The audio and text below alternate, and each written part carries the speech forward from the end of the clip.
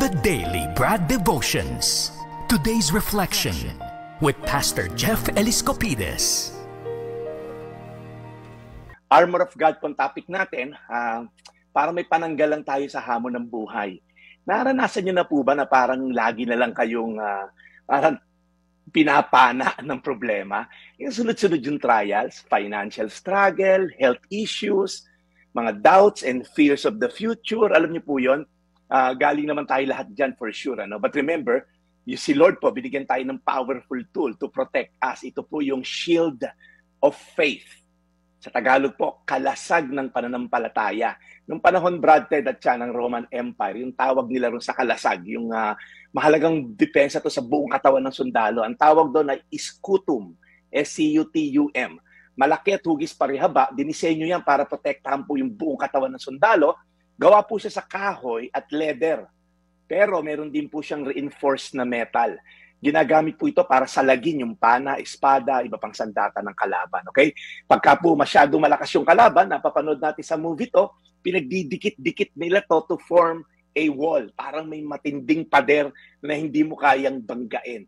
Now, sa spiritual din daw po na mundo, ito po yung may kahulugan na ang pananampalataya po ang ating kalasag.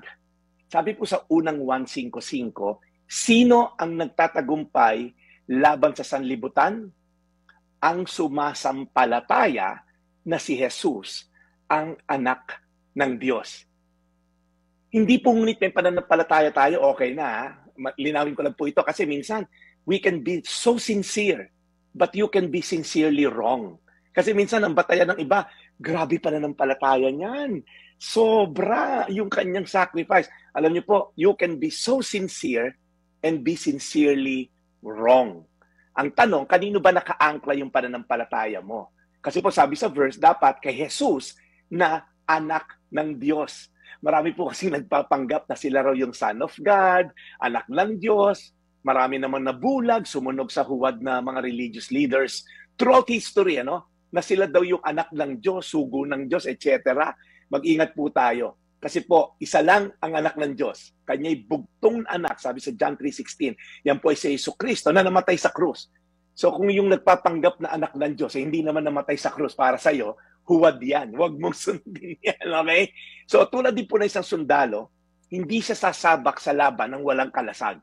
Hindi rin tayo dapat humarap sa spiritual na laban kung wala tayong kalasag na pananampalataya.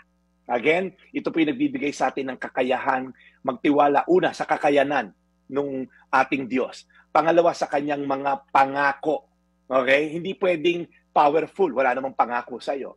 Hindi naman pwedeng ang daming pangako, hindi naman palang kaya isa katuparan. Ang Diyos po ay both. He is powerful enough to accomplish what He promised to you. Kahit po tila napakalakas ng laban ng buhay, sa krus ng Kalbaryo, napagtagumpayan na po ni Kristo yung laban over sin and death. Yan po pinakamatindi nating kalaban, yung dalawa na yan. So, paparada na lang tayo. Victory parade na lang kung baga. Hindi na tayo sasabak sa giyera dahil ang Diyos ang lumalaban at nagbibigay ng kalasag sa atin. So, as I end, hindi ka nag-iisa sa laban na to, Brad.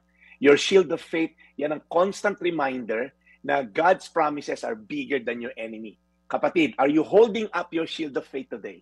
Kung hindi pa, now is the time para itaas yan. Whatever arrows, pana man yan, arrow of fear, doubt, anxiety, trust in God's power to protect you all the time. Unang 1:5:5, sino nagtatagumpay laban sa sanlibutan? Ang sumasampalataya na si Jesus, ang anak ng Diyos. Lord, maraming salamat dahil alam namin na yun lamang, Lord, ang aming magiging sandigan.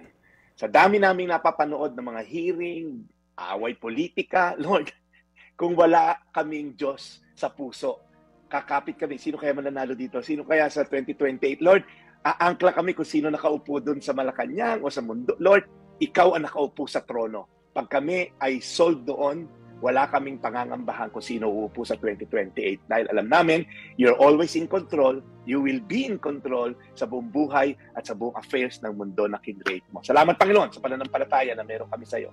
Ang anak ng Diyos na si Jesus, sa pangalan ni Jesus. Amen. Daily Brad Devotions. Today's reflection with Pastor Jeff Eliscopides.